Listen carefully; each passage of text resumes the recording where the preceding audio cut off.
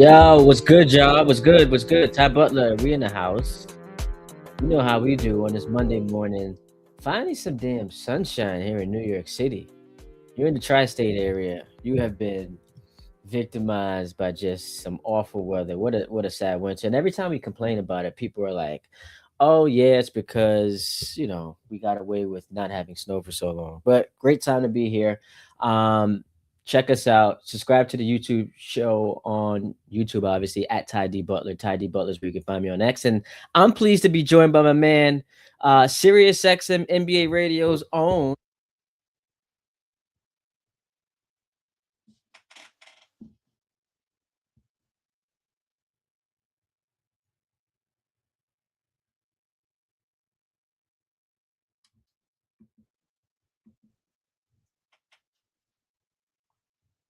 I could hear you up until you brought me on there, Ty, and now I cannot hear you any longer. Justin, you got Now me. I got you. Now I All got right. you. Buddy. So I didn't Sirius hear the introduction. Maybe you ripped me. Maybe you gave me a nice introduction, but I did not hear it. I said Sirius XM NBA Radio, 4 to 7 Eastern every day. You and Eddie Johnson. Just argue for 3 hours. I enjoy it. It's entertaining to me. I've had the privilege of, when I was a producer, filling in as a board app on the show. So I got like a first-hand experience of it, and it's authentic, it's real, it's amazing, man. Yeah, people might think that it stops during the breaks or, after the show it ends. No, it's just an ever-ending cycle of like 11 or 12 consecutive years of going at each other. So don't get me too worked up here at 9 a.m. Eastern time because I got to get all the way to 7 o'clock Eastern time tonight with enough stress fighting with Eddie. But here's the thing. So, you know how, like, if multiple people are saying the same thing about you or doing the same thing with you, then it becomes like a you problem. The genesis of our relationship was we would just find ourselves debating Kevin Durant for 10 minutes in the hallways in the pantry. Like, that's how you and I, became friends. Yeah, absolutely. And listen, with you and I, it's just, I think, one subject. Maybe there could, another subject or two seeps in every now and again. Like with Eddie, I fight about every single thing. So it's not as bad with you. And hey, I'm glad in retrospect that I've been proven correct on my Durant thing. I want to start with Friday night. Yo, I appreciate you, man. This is really a nice thing for you to do. I know you got the show later on today. You're a busy man, so giving me a couple minutes, I really do appreciate it. Friday night, you're at Celtics Mavs, and look, you're a talk show host, but you're also a Boston Celtics fan. So Yeah. I'm gonna start with like the experience for you, man. Like Jayson Tatum, like this was supposed to be a gap year. And then all of a sudden, Jaylen Brown's an MVP candidate. Joe Mazzulla's doing his thing. You've like discovered Sharman and like all these other guys. Peyton Pritchard's taking the next step, and now Jayson Tatum's back. So just tell me about your experience at the Garden, watching this dude come back, and your team being one of the favorites to now come out the Eastern Conference. Yeah, so you were talking about the weather just prior to you bringing me on. I will not be living in Boston past this year because I've been there the last 2 years after moving from Hermosa Beach in California, and bad decision. I can't handle the weather, but Ty, I do enjoy going to the games. The last 2 years, I go to essentially every single one. I probably saw about 40 last year, including the postseason. On track to do the same here this year. And I was really bummed at the beginning of the year because I thought, all right, I know I'm not going to be living in Boston long term. This is one of the few years I'm going to get to all the games. And the team's not going to be very good this year. Maybe they're going to be playing for a pick, much like what we see Indiana do with the gap year. Instead, I mean, they're what, three and a half games out of first place behind the Pistons. And it's one of those fun teams to watch, as you know, because you're a fellow Yankee fan. When you have the expectations to win, as the Yankees almost do, it never feels fun. When you have a team that's not expected to win and they play at this level, it's a ton of fun. So that's one. It's just been an awesome season. I think Joe Mazzulla is the coach of the year. On the Tatum front, I got there right because my show ends at 7 o'clock Eastern time. It takes me about 5 minutes to walk over there. I got there right as they announced Tatum's name, so I not see the eruption. I heard it as I was in the elevator getting up there to my seat. And then the first quarter, he does not look good. He airballs a three. He gets blocked by the rim, and you're going, oh no. And now at the same time, he was making all the right plays. So you're like, all right, at least he's making the right basketball play. And then from the end of the second quarter, all the way through yesterday, I mean, he kind of looks like the old Jayson Tatum. So I think you got to be thrilled if you're a Boston fan. So I had this argument with a couple of people because I just didn't understand how there was any pushback. Like if Tatum's healthy, then play him. Like to me, you can't be someone who's anti-load management, but pro shelving Jayson Tatum, who's healthy for the next 6 weeks. I just didn't understand it. Now, obviously, I'm a Laker fan, right? Like I saw what Kobe looked like post Achilles. He played 6 games that following season, but I mean that was a 13 years ago, and sports medicine and all that have advanced. The Celtics #2 seed in the Eastern Conference, and I don't think that you can just sign up for throwing seasons away. So if it's Indiana, then of course not, you're not coming back. But to be this close to possibly winning a championship, I just thought it was a layup, no pun intended. And it's proven by the fact that Termine, he's got no minutes restriction. Like how many they talked about it on the broadcast yesterday. You see guys come back from like ankle sprains and it's like, man, can't play more than 25 minutes. This dude's coming off of a torn Achilles back in 10 months, and it's like all systems go. Yeah, and you could tell he's been playing for weeks because you don't just step out there on an NBA floor and give me 25 minutes and almost record a triple-double in your opener. So you could tell that like he came back after he was super healthy. It's not like he pushed it and said, I have to rush back. And you're right. I mean, if you have the ability to get back out there and I guess that's maybe the thing that separates the people that do things like that at a high level from, and me and you are in between, right? But then for the people that absolutely do nothing when they're sitting on their couch, anybody who's successful to that level is going to want to get out there and play and is going to want to get out there and earn their money. And that's the reason he's one of the 5 best players in the sport over the last, 5 or 6 years, is he does push himself. And you're right. You can't take advantage. Like I heard a bunch of people going, well, you know what? You got to play for the future, including like athletes. I think Perkins was saying that, like, you got to worry about like what Boston can do next year and the year after. It's like, no, James Harden's played in the NBA for almost 20 years. He made it to the finals in 2012. He's played on really good teams. He's never been back. Chris Paul, 20 years in the NBA, made 1 NBA finals. For years he couldn't get out of the second round, and he was playing on talented teams. So if Tatum's got an opportunity even to get to the finals, then I think you do need to take advantage of it. And now Boston's got a really good shot at doing so. All right, so we're streaming live on YouTube at Ty D Butler on Twitter as well. I just put it out at Termine Radio. You can follow him. The Perkins thing really shocks me. Kendrick Perkins would have done everything possible to play in that game 7 in 2010 against my Lakers, where he got hurt. And then we remember Kobe gets 15 rebounds. So for him to be the guy championing this, like Tatum should be a healthy scratch for 6 weeks, makes no sense. But you talked about them contending for a championship. Should they be the favorites in the East? The way that they looked yesterday, because I've been saying Cleveland, and now granted they didn't have Jared Allen. Yeah. And he's out, and he's a big piece to what they're doing. In fact, he's been superb ever since James Harden got there in the pick and roll. And Harden does that. He did it for Zubats. He did it for Clint Capella. Maybe the one guy I didn't do it for was the guy that we thought he would in Dwight Howard. Right. But the point is that, I really loved what Cleveland did at the break. I actually would have Donovan Mitchell higher than Jaylen Brown on my MVP list. I think that's how spectacular he has been. And then you add James Harden to the mix, who, quite frankly, even with all the playoff failures, still has a better playoff resume than Darius Garland. That's one thing that people weren't looking at. And then he's also available, unlike Darius Garland. You can say everything you want about James Harden, but the guy gets out there and plays. He didn't milk the thumb injury and try and sit out with that. So I had them immediately after the trade and even after the return of Tatum. But if yesterday was any indication, the Celtics are going to be really hard to beat. In fact, I would say right now that there's 3 teams, even though, again, Cleveland did not look good yesterday, that are kind of hitting, neither did New York, but New York's kind of hitting their stride at the right time, as are the Cavs, as are the Celtics. The one team that's not is Detroit. But really, I think it's up for grabs between those other 3 teams.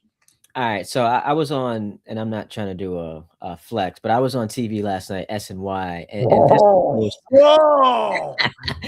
and SNY I TV, New York television. listen. I'm trying to be like you, baby. At some point, because here's what I've been saying this to you for 2 years. I've had you on my radio shows. Eddie Johnson, when he's in need of a sick day, the Suns are on a long road trip. You need someone.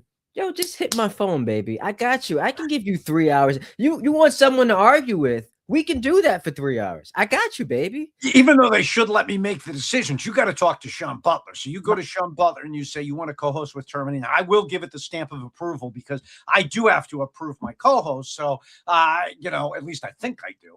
But you talk to Sean Butler and Termine will give it the stamp of approval. So here's the thing, because they asked me yesterday, is it disrespectful to the Knicks that they aren't Vegas's odds on favorites to win the champ or to win the Eastern Conference? And I said, no, like I'll pick the Knicks, but I don't think it's disrespectful because if we take a look at the last 3 years, and I'm doing 3 years as the line of demarcation because that's when Brunson got here. The Celtics, more playoff series wins, more Eastern Conference Finals appearances, more Finals appearances, and obviously they have the championship. And people will default to, well, they beat them head to head last year, but not to discredit them. I thought that was more about the Celtics and their arrogance, coming off of a championship, coming off of 4 whoopings of the Knicks. They had game mismanagement. And as good as Mazzulla is, and I know he's stubborn with this thing, you're up 20, man. Find different ways because the clock is your friend. Exactly. To eke out that game or eke out those games in games 1 and 2. And so I think that because of the Celtics resume the last 3 years, the more proven, the more reliable, the more successful team. Now they're the number 2 seed. Tatum's back and he looks good. And I get it's a small sample size. They'll have home court. The Celtics deserve to be the favorites. What's your opinion? Well, so I wouldn't say it's disrespectful to the Knicks that they're not the odds-on favorite. I would say that it's disrespectful to the Knicks that they're the 4th best odds in the Eastern Conference. I mean, it's right now, the last time I checked, it was the Celtics 1, it was Cleveland 2, it was Detroit 3, it was the Knicks 4, and that was as of yesterday morning. Now, maybe that has flipped a little bit here, even though, again, the Knicks didn't play great yesterday on the road against the Lakers, but Detroit's been absolutely abysmal. They've lost 4 consecutive games, and it's not even about, like, the actual, like, it dates back a lot further than that, Ty, because they barely beat OKC when they sat out their big 3, SGA, Jalen Williams, and Chet. They only beat them by 8. Then Cleveland sat out a bunch of their guys, including, I believe, James Harden and Donovan Mitchell. And they needed overtime on a crazy foul call at the end at half court just to win that game at home. So they've been playing some really bad basketball as of late. So I would say it's an insult for them to be behind all 3 of those teams. Again, Detroit seems to have their number. So, maybe that could, if they met up, would be a little bit of an issue as the Knicks are 0-3 against them. But in regards to the matchup against Boston, I agree with you that last year I think was a little bit of a fluke from this reason. It wasn't the Tatum injury. They had already lost by then. But Porzingis gave you 20 points a game during the regular season. Kristaps Porzingis gave you 20 points per game and really played well against the Knicks. He went from 20 points a game to not being able to walk. Jaylen Brown was dealing with a knee injury.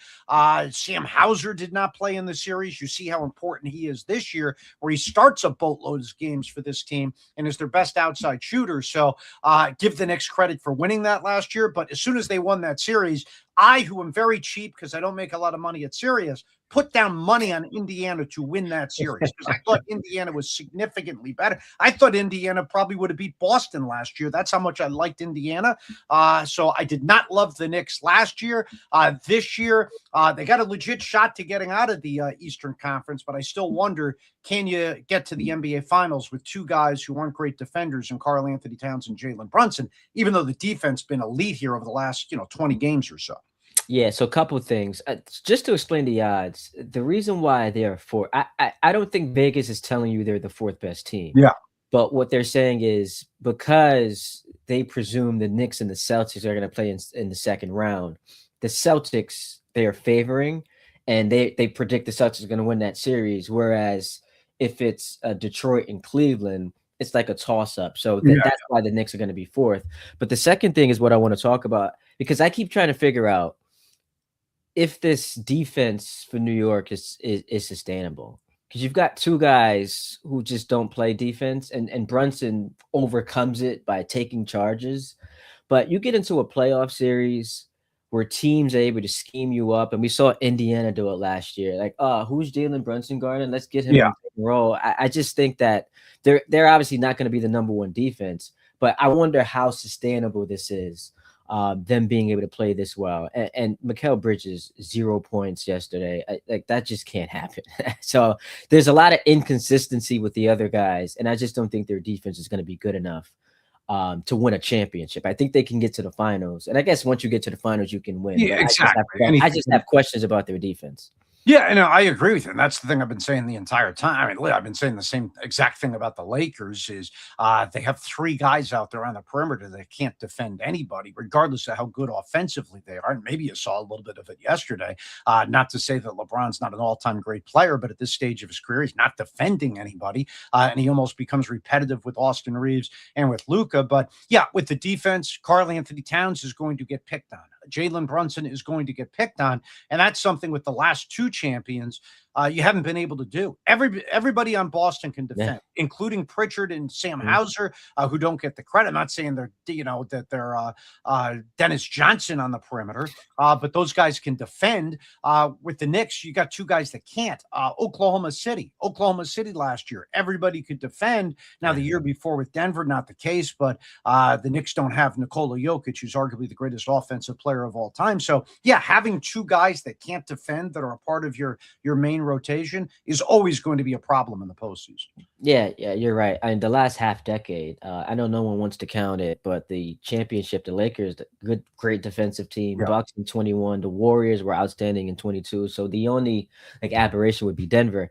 I tweeted this yesterday because I'm just thinking out loud watching Cavs Celtics. Is James Harden the biggest X factor in the East? Just because rightfully so. Like anytime we want to have big dreams about the Cavs, it's like, oh wait, James Harden's never met a big game. He didn't want to go 6 of 19 in with 7 turnovers, and so that's that hard capture ceiling. As great as Donovan is, and you said you'd have him higher than Jaylen Brown on your MVP ladder. As great as we feel about the job Kenny Atkinson has done as a head coach, Jared Allen, Evan Mobley, like the entire team, they got 4 All-Stars in their lineup. The James Harden element, I just feel like he's the biggest X factor because if somehow he breaks through, the Cavs can absolutely win this conference. Yeah, I mean, I guess I'm thinking of X factors in my head, and maybe I'm missing one as you're saying this, but I have 3, and one's always going to be Joel Embiid, just because if and again, they look like a mess right now. They're going back in the standings. Paul George not playing with the suspension. Maxey just hurt his finger, but Maxey to me has been just as good as Jalen Brunson this year. So, for example, if Maxey you get him in a series and you're the Knicks and Embiid clicking on all cylinders, they're capable of being the 2 best players on a floor in any series in the Eastern Conference. But again, I don't think you can count on that. So then we'll dwindle it down to 2 X factors. One is the guy you mentioned in James Harden. And absolutely, because we've seen playoff highs for James Harden. Like Harden has given us all-time great playoff performances. Then he's given us all-time duds. Like there's almost— And that series against your Celtics. Exactly. It's like game 1 and 3, I think. He's given you a historic series, game 6 and game 7. Game 7 especially, he's not even looking at the rim. Last year, he had some great games against Denver. Then in game 7, he's not even looking at the rim. So if he consistently was James Harden, he's a huge X factor. But I don't think we can pass over the guy we let off the show with here, and that's Jayson Tatum. You're adding Jayson Tatum to the 2 seed in the East, and if Tatum plays like this, or if he plays at, I don't know, 90% of what he used to be and continues to get better after his first 2 games, which you would assume he is going to do, then that's got to be the X factor, because you're adding in a guy that, say, before he was a top 5 player in the league.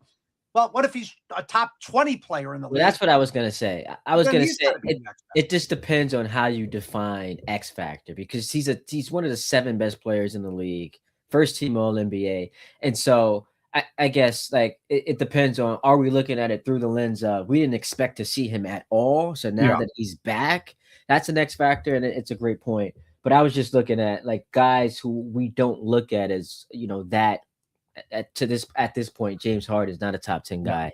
And so I just think it changes the landscape of the East. You brought up my Lakers, so you're pulling my arm. Yeah. What do you make of them? Because that's a great win yesterday. It's a phenomenal win. They should have beaten the Nuggets. Your boy Marcus Smart drives me nuts. He's 1 of 10, and I get he's not out there for his offense. Defensively, he's not Marcus Smart in his prime, but Yeah. he still brings it, and he's got all the intangibles. Just watching him miss open three after open three after open three just drives me crazy. But Luka, I thought was awesome. Reeves is starting to come back to form after that injury. What do you make of the Lakers? Yeah, I get like the fact that they are where they are in the standings is amazing. And you even look at like the plus minus the net rating they've had all year. It's like teetering on the fact that it really says they should be a bad team.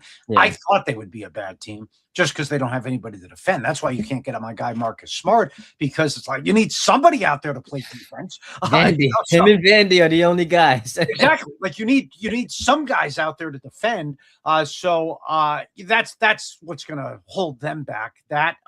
And potentially just the offensive flow between LeBron, Luka, and Austin Reeves, who are three obviously awesome offensive players. But it also has to do with how you fit and the overlap and stuff like that. I mean, it's hard to ignore the numbers where they're 9-2 without LeBron James. And I'm not saying that they're a better team without LeBron, but maybe they're just a better team without all three of those guys at once sharing the floor, where they'd be just as good if it was LeBron and then and Luka here for a while instead of Austin Reeves out there. But yeah, I think the defense is the issue for them as well, and that's why you look at like Denver and the Lakers. They're the only two teams that would be in the playoffs if they started today, or even in the play-in, that are in the bottom 10 defensively. Ty, the issue is though the Lakers have nobody around the corner to help them Yeah, improve and that. Denver's got Denver does because Denver has Aaron Gordon just returning and they have Peyton Watson about to return. And those are their two best defenders. So their defense should get a lot better. every time I talk to you, like it's just so much I want to get through, and I know we got a couple minutes here. I'm glad that you didn't take the bait because it's sitting there right for you. Yeah. National shows today. The Lakers have improved to 9-2 without LeBron. What does this mean for the GOAT case? Because surely the Bulls wouldn't be going 9-2 without MJ. That that topic at some point is coming today. On the Nuggets, I've been on the Nugget bandwagon all year long, and maybe it's out of deference. They have the Yeah. championship experience, and then Jokic is the best player in the league. But I just keep coming back to as high as I am on their ceiling, man, they can't go 2 weeks without an injury. It's Jamal Murray, it's Yeah. Aaron Gordon, Jokic obviously missed time, Peyton Watson. And so I guess to a lesser extent, this reminds me of the 2021 Nets, like the Durant, Harden, Irvin. And all year long, we kept saying they're great when they play together, but we just need to see more games from them. But they'll be fine once they get healthy. And I just feel like we're going to end up there at the end of the season when the Nuggets get knocked out in round two. It's like, yeah, we should have seen this coming because they just couldn't stay healthy. Yeah, well, I mean, round two would be like that might be a compliment to them or successful because they're looking like they could lose in round one. And then, round two, you're going to have two juggernauts there. It's going to be Oklahoma City and San Antonio, which, I'm not even sure if Denver was fully healthy here, they would beat those teams because they're tremendous. But I do think this is the best team Jokic has had from a depth perspective. Yeah. But nobody can get healthy. And they need to, you need to get reps together. Like that Brooklyn team that you're referencing. All right, like even if they all got healthy at the right time, they still hadn't played any games together. And when you get into a tight spot, like that means something. The fact that, hey, we've been on this. That's why I always say that, as good as your, KD Warriors were, they might not beat the 87 Lakers or the 86 Celtics because those guys knew each other inside and out. And any little edge helps at that point. And that's something Denver doesn't have this year because, Jokic hasn't played with Peyton Watson at the same time as Cam Thompson or Cam Johnson and got everybody involved. He hasn't played with this version of Peyton Watson who kind of took off to see all right, how do I want to utilize him now that his game is a lot better? So I don't think they're going to be in a groove by the time they hit the postseason, have enough reps, even if they are healthy. Yeah, and look, I get what you mean by it's a compliment if they get to the second round, but man, they had the second best odds to win the title to start the year. Like that team that we knew had to improve their depth. bring back Bruce Brown, Tim Hardaway Jr. Like it's a disaster. And once again, like you're wasting years of prime Jokic's career. The Spurs you just brought up, because I'm fascinated by them. And look, you're older than I am, and so maybe you can bring me to an example, but I just don't think there's a precedence for a team with no experience winning 4 playoff rounds. I mean, there's not even a precedent for Detroit, who got to the playoffs last year, lost in the first Yeah, round, and then 17. getting all the way to the NBA Finals, right? Or Yeah, winning the finals. So this is a situation where this team's even worse. I think it's 6 consecutive years they haven't been to the postseason. Then you're asking that same core to go out there and win the championship. I'll tell you, I guess, like, because people keep saying, is there a team to do it? Well, there's teams like, what did the Heat do the year before they added LeBron? Maybe that they were they got eliminated in the first round yeah. in 2010. 2010. Yeah, I think they were a first round exit that year. Exactly. And then the Celtics, in 2007, the year before Seven. they won the championship, had like the worst record in the Awful. NBA. Okay, Yeah. but that's different because they completely overhauled their team with veterans. So that doesn't count. So in regards of a team making a leap from not even making the postseason to winning a championship with the same core, that's unheard of. I think in the last 25 years, Ty, it's just Oklahoma City who even was able to do it by only getting to the second round and then making the leap. The And then Warriors. who were Yeah. only able to make it to the second round and then were able to make the leap. Everybody else, had a roster that at least had made it to the conference finals before they won an NBA championship. So in that case, that almost makes it, historically impossible for San Antonio and Detroit to do it. And that's why I can't figure out the West, because if this were the NCAA tournament, March Madness, then you can trust them. But late in a playoff series, it's like Game 6, a 3-2, you're down 5 with 2 minutes left to go. Like as fun of a team as you were during the regular season, you just aren't prepared for those moments. And so, like Oklahoma City, again, like they're the favorites. We know that. Trying to figure out the second best team because of Denver's injuries, because of San Antonio's inexperience. The Lakers just defensively are a mess. The Rockets just they are like a baffling team to me. But I it's just hard to come up with who that second team is. Yeah, I mean, second team is San Antonio, unless Denver is healthy and gets maybe like 15 games under their belt with everybody clicking. But now we don't even we don't know Jamal Murray. It looks like he's questionable tonight. He's day to day. That looks like he's probably going to be hampered by that. Maybe maybe a week, maybe 2 weeks. So they got to get some games under their belt. So I would say right now it's pretty easily San Antonio. But even on the experience thing, even their veterans don't have experience. Now Harrison Barnes clearly does, but he's been pulled from the starting lineup. De'Aaron Fox, he's a veteran. He's never been out of the first round. He's been to the playoffs once. Mitch Johnson's never coached a postseason game. And now you're asking him to take a young team with no player experience, and he has no experience, and then he's going to win an NBA championship. I mean, that's a hard ask. And not to mention your best players crying after regular season games. I mean, I love that. It goes back to you were saying on the Tatum thing. How are you going to get on the guy's case for coming back after all the load management we see in the league? And I sent a tweet about that a couple of days ago, where I'm like, I love the fact this guy's got enough confidence to cry and get emotional after a regular season game, and he cares after a regular season game, which is what the NBA has wanted for years. So now we can't rip a guy for caring about the regular season. Speaking of Twitter, you put something out last night that I wanted to address, because I felt like there was a little bit of a let's call it, you missed something. You were remiss, and I want to pull it up here, mentioning a guy who should have been a part of this tweet. Here we go here, at Termine Radio, Justin Termine, Sirius XM. And here it is. Let's try to blow it up, because you are quote tweeting Jokic, who was said to, in this tweet, I wouldn't like to imagine that when he's asked about playing somewhere other than Denver, pretty much he wants to stay in Denver, right? And then you quote tweeted it and you said, ton of respect for all-time greats who don't ditch their teammates at the first sign of adversity. Titles from guys like Jokic, Steph, Giannis, Dirk, etc. certainly mean more than the guys that consistently take their talents elsewhere every few years. So clearly you're taking shots at KD and LeBron. We don't have to talk about that. But where's the mention of Kobe? No, Kobe's on that list. I can't mention everybody, so Kobe's on that list. You can mention Jokic, Steph, Giannis, and Dirk, but the guy who's the best of all of those dudes doesn't get him. He gets the etc. Well, he's not the best of all of them because I didn't mention Tim Duncan, and I could have put Tim Duncan in there, or I could have put Magic Johnson or Larry Bird in there. They're better than Kobe as well. Yeah, I mean, those are the first names that popped to mind. Two of them are current. Then I got, I slipped Dirk in there. So, yeah, the point is not to credit those guys as much as a little shot to specifically LeBron, because I said take their talents. That's LeBron's quote. I didn't say something about like next chapter or whatever the heck the saying was when Durant did it. And now I don't even have to worry about Durant taking a shot at me on Twitter because he's gone dormant ever since his alleged burner. Listen, he's locked in. You remember LeBron used to do the 0 dark 30. I'm just focused on that's what Durant has done a little bit earlier this year. I'm surprised that Durant, with his love of social media, didn't quit basketball and say 0 dark 30. Time to focus on Twitter. That kind of reminds me of.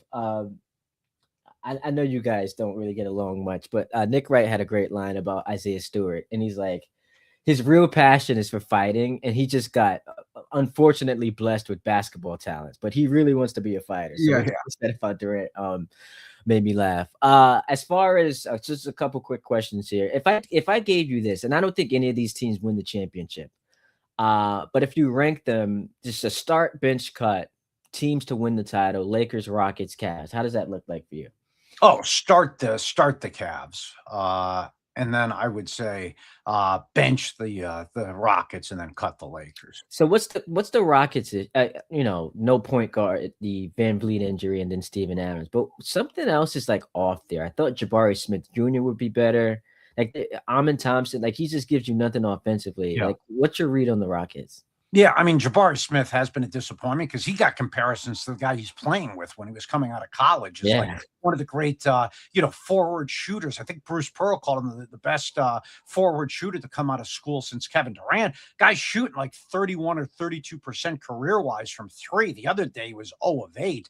I mean, his lack of a step forward has definitely been an issue. I would say their offensive creativity. Now, some of that has to do without a point guard, but I mean, my God, at what point does Ime Udoka adjust other than like just yelling at his guys? It's always like, my guys are soft, my guys aren't tough. It's never like an adjustment you see on the floor. It's just like, we're not trying hard enough. That's what they hated from analysts, right? It was supposed to be like, well, analysts just have to stop saying one team tried harder than the other. They have to break down the X's and O's. I feel like when I'm watching a Rockets game and I'm watching their post games, that's what the head coach is doing. He's not making any adjustments on the floor. Kevin Durant, there was a story that came out the other day about Kenny Atkinson getting fired after Kevin Durant didn't want to like run offense. And he just said, no, just give me the ball. Like, we don't need to run this, offensive set. Just give me the ball. And this was like at practice. And it's almost like that's what Durant tries to do in games, where he's just like raising his hand, give me the ball. They can't get him the ball. And again, that's partly, I think, on Durant because he doesn't move. And that's partly on the fact that they just don't have a point guard to get him the basketball. But their offense in late games is just absolutely abysmal. That's what happened in that Warriors loss where Draymond's guarding him, and they just couldn't get Durant the ball. Now, Şengün was able to score for them. And Durant missed a couple of big free throws. But yeah, they're off. That type of offense in today's NBA is just not going to work against a set, really good Oklahoma City defense. Like, it's just not going to work. And so it's the Rockets started the year off, like, obviously with a lot of skepticism, but then they were great. So you're like, oh, maybe they can make it work. But since then, it just hasn't worked out for them. All right, what's the plan for your show today? Because I'll be tuned in. Well, I think we had like this is jam-packed ones. I always love Mondays because it gives you like 7 different things you have to talk about. So I am definitely going to, probably lead off with the Tatum thing because 2 really good games changed the trajectory of the Eastern Conference. Wembanyama, like the Spurs and Wembanyama, not just the performance last night, but you mentioned it, him getting emotional after that Friday comeback against the Clippers. I've got to incorporate that into the program. And then what is going on with the Detroit Pistons here with the 4 consecutive losses, the 1 seed? I don't even think right now, they're definitely not a top 3 team. They might not be a top 4 team if Charlotte continues to play well, even though Charlotte lost last night. I think that's the direction for today's program. Maybe a guest or two, and unfortunately, Eddie as well. What's his deal with like the anti-Jokic stuff? I just like that's the guy you're gonna pick on to go at. I just don't understand that. Yeah, I mean, I would say that one, it's because he's a better offensive player historically than LeBron, and two, this is a guy that, and LeBron's his favorite player of all time. Now, LeBron better all around from offensively and defensively, obviously, and the longevity. And then he had, in our arguments, he had picked Embiid as the better of the 2 players. I had gone Jokic. He has not ever thought that Jokic should win 1 MVP. The guy has 3. You can make the argument he should have 4 or 5. 4, right? I voted for him 4 times. And right now he's in the lead as well on my ballot this season as well. I would probably go, can I ask you a question before we get off? Sure. Do you think it's crazy to go Jokic, Wembanyama, SGA in that order, top 3? Yes. The Thunder is still the best team. He's the best player on the best team, and he's having another unbelievable season. So here's my thought. And Jokic also and SGA missed some time, but Jokic missed more time. Yeah. So you give, so again, I would have him not just behind Jokic, I'd have him behind Wembanyama as well. I would give Sam Presti the MVP. But here's my issue with, with OKC is I think SGA is a better player than Donovan Mitchell. I'm not sure that there would be a drop off at all in regards to win losses if you replaced SGA with Donovan Mitchell. I think they win because of their defense. But he's part of that. No, he's a part of that. But he's not one of their elite defenders. He might be the 7th best defender on that entire. But that's more about how great the other guys are. He's much better than Donovan Mitchell. He's, of course, that's what I'm saying. But I think might be a slight drop off. But I mean, this team's won, I think, 8-4 or 7-4 when SGA sat. But then the other games that they've lost, like the 4 games they've lost, have actually come without Jalen Williams as well. They have Jalen Williams; they might be undefeated. But my point is, I think that there are guys around the league that you could replace SGA with, and the drop off. There'd be a drop off, but it might be slight. If you took Jokic off the Nuggets, the drop-off would completely spiral. And the same thing with Wembanyama, because what he brings defensively, like, you can't replace that. There's nobody that does what Jokic does. There's nobody that does what Wembanyama does. There's other guys that can do similar things to SGA.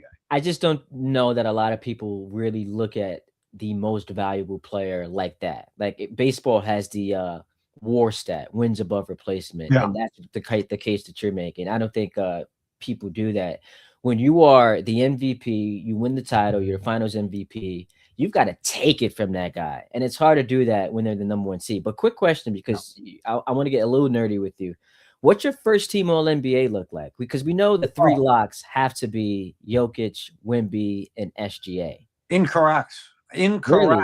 Cade Cunningham. I would say 4 locks. No, so you within your 3, you got one wrong.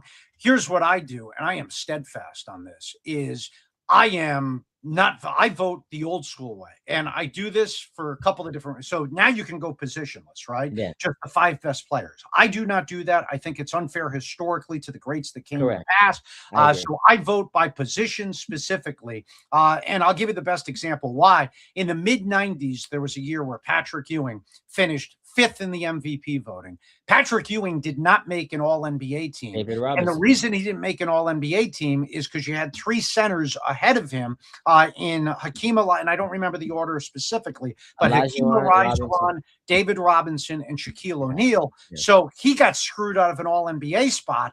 So I think he finished 5th. Scottie Pippen was the one forward that finished ahead of Ewing, but you couldn't put him on an All-NBA team because you could only pick 3 centers. That's unfair. It was also unfair back in the day where only one of Bill Russell and Wilt Chamberlain could make first team. The other guy had to make second team. So I vote strictly by position, which means even if I gave you that MVP ballot that I said I was leaning towards right now with Jokic 1, Wembanyama 2, and SGA 3, Wembanyama would have to be second team All-NBA because I'm not putting him on the first team. Same thing with Jaylen Brown. Jaylen Brown's not in my top 5 MVP as of right now, but Jaylen Brown would be first team All-NBA All-NBA because he's probably the best forward. And that's where I'm going to run into some problems, Ty, because of all the injuries to forwards this year.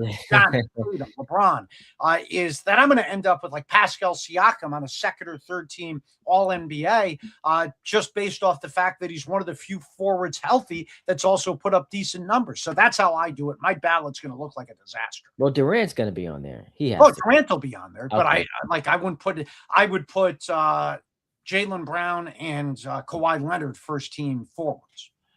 Well, I bring up Durant because Simmons might have been joking, but he said he might have to hold the All-Star weekend thing against him.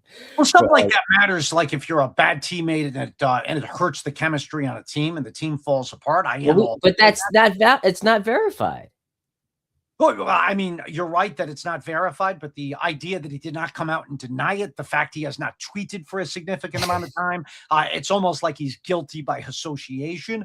But you're right. He is not so again, I'm not going to hold it against him. But I am all for like, for example, if James Harden is lined up to get an All-NBA this year, which I probably isn't. But if he was, and then he goes like, I'm ditching the Clippers. I'm going to Cleveland. I demand a trade. I won't vote for the guy because you did irreparable damage to a team. Like you're supposed to help a team in order to get on the All-NBA. It's not just about how you play. It's did you help your team? And if he's going to screw over the entire Clippers organization, he's not going to be on my ballot. I did that a couple of years ago, I think, when he demanded the trade out of Brooklyn and went to Philadelphia. It's like, all right, he was good enough to make an All-NBA, but I'm not putting him on the ballot.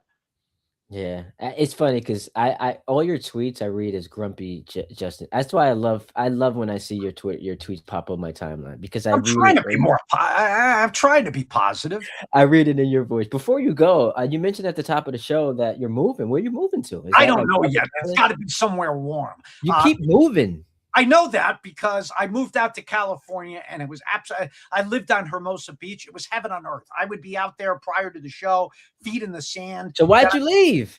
Well, because a couple of different reasons. People think I'm a psychopath for the second one. One is family, all back on the East Coast. And I'm incompetent, so I need them to almost do everything for me. A couple of years ago, I had an issue with my jaw where it got locked because I broke a tooth. I couldn't open it. My career was in jeopardy. I couldn't manage that. Then I had some health issues in addition to that. Not that they were significant, but I can't even set up a doctor's appointment. So I need to be around my family in order to rectify that stuff for me, as pathetic as that sounds for a 45-year-old. And the second one is I have a dog, which I can't bring on the plane. So I was driving back and forth between the East Coast and the West Coast. And I just got sick of driving back and forth.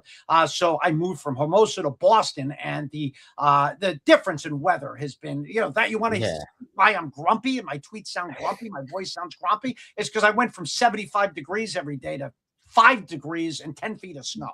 Man, well, I hope you're around for the playoffs because I'd like to hang out with you for a game and maybe we have an adult beverage after. You make it sound like I'm dying. Like I hope you're around. I don't know. Your jaw's randomly locking up on you. You've got health issues. I don't know, man. It feels like we might be losing you. It's stress related from dealing with Eddie, and the jaw's locking up. I'm an idiot. I bit into a lollipop. I shouldn't even have. I just suck on a lollipop. You don't bite into a lollipop. Plus, you're in your 40s. You shouldn't even be sucking on lollipops. You should exactly. Eating salads. But anyway, I lollipop, broke my tooth, and it spiraled out of control from there. Listen, tell Eddie Johnson hello. I look forward to listening to you guys today, and it should be fun, man. We'll do this again. This was fun. Yeah, anytime, Ty. I thought it was going to be miserable. It was actually fun. So, well, I'm glad you were surprised. That is Justin Termine. Hit him up on Termine Radio on Twitter and on Instagram. He's got the Sirius XM show he does with Eddie Johnson. Justin, I appreciate you, man. I'll talk to you soon. All right, Butler. Farewell, buddy. Yeah, that was Justin Termine. That's a fun conversation, man. Fun conversation. He's great. He is awesome. I'll definitely have him on the show once again before the end of the NBA season. But I want to stay on here a little bit. If you got some comments, hit me up in the chat. We went through a lot just now. We talked Knicks Lakers, and my biggest takeaway from that game was the reason the Knicks lost was because they had an uncharacteristically bad offensive game. And I talked about this on TV last night.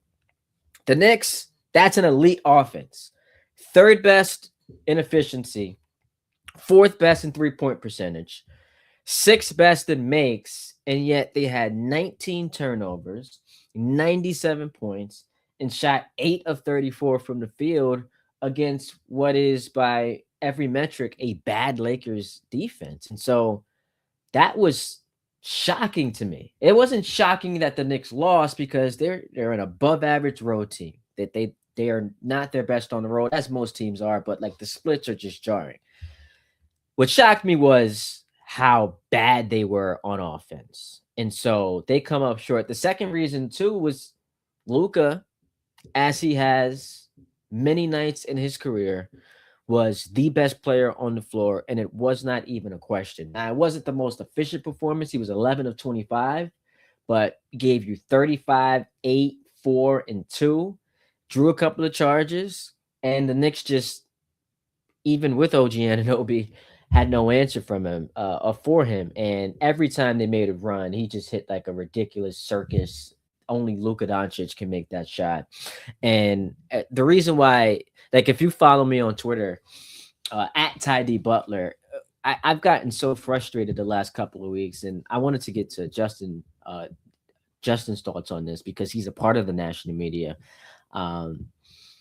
But one of the things that's bothered me so much is like the conversation around Luka ever since Game 4 of the 2024 Finals to me has just been insane because it's ranged from as long as he plays like that, they're never going to win a championship.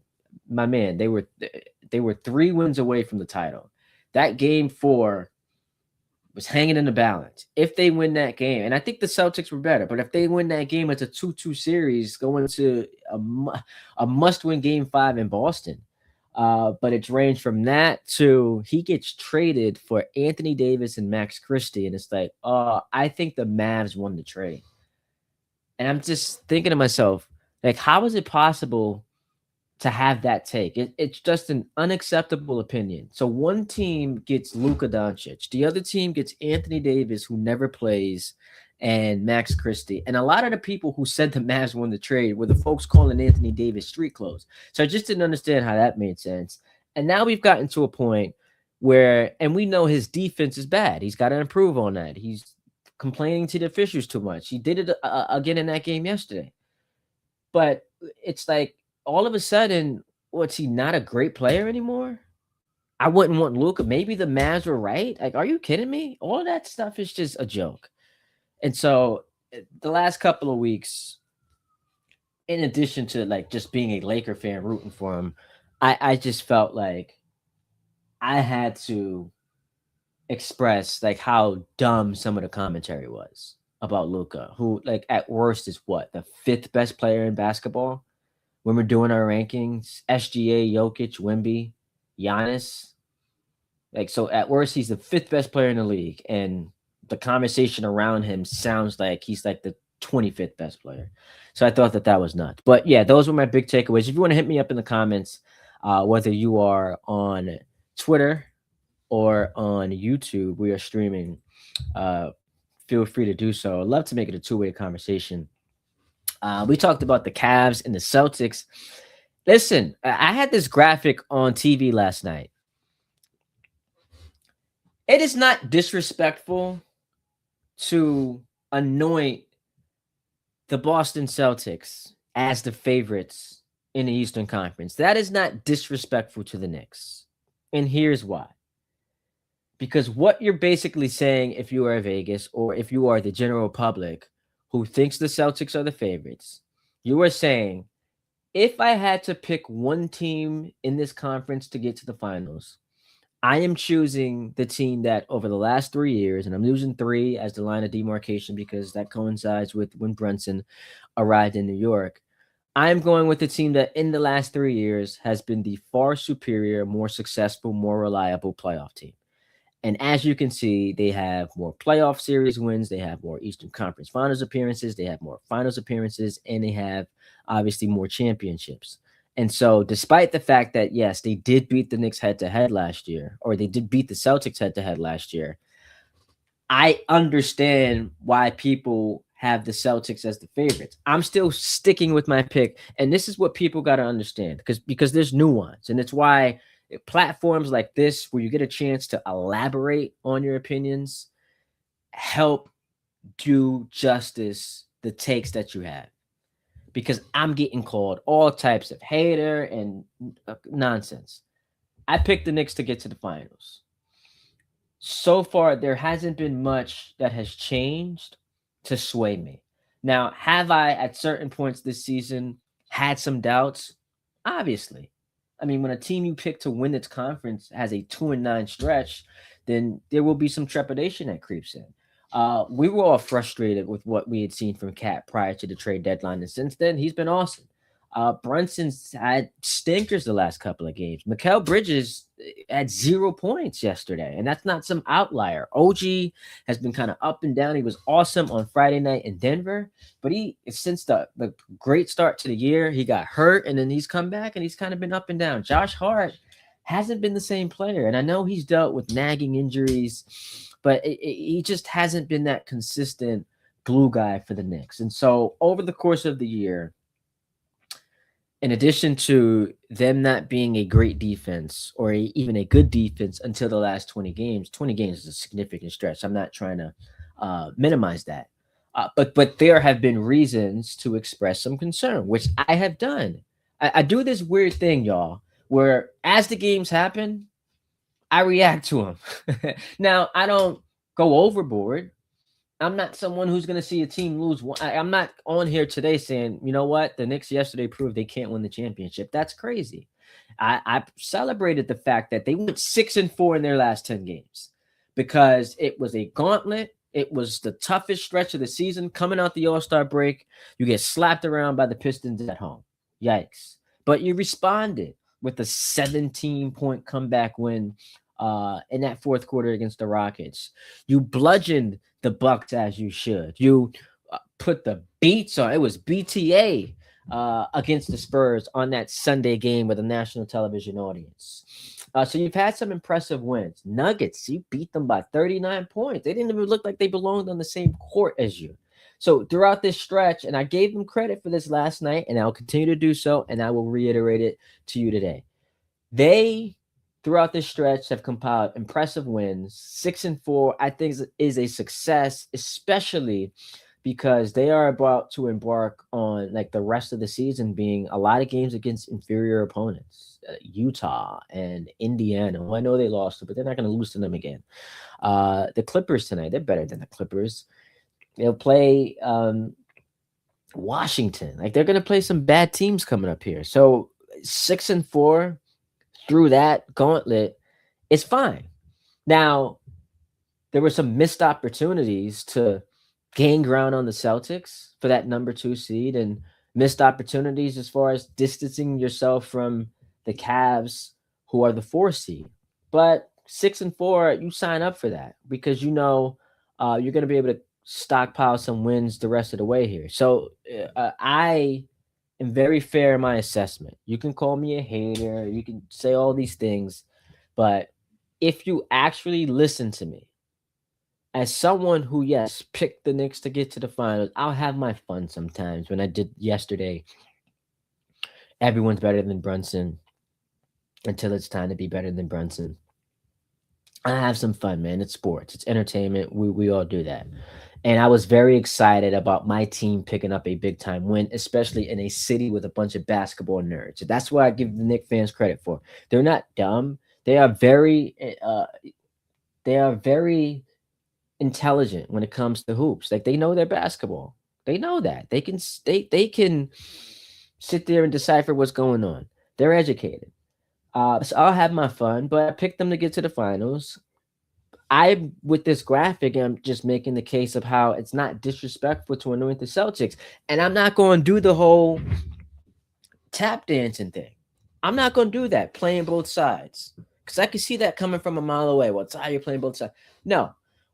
This graphic is me making the case as to why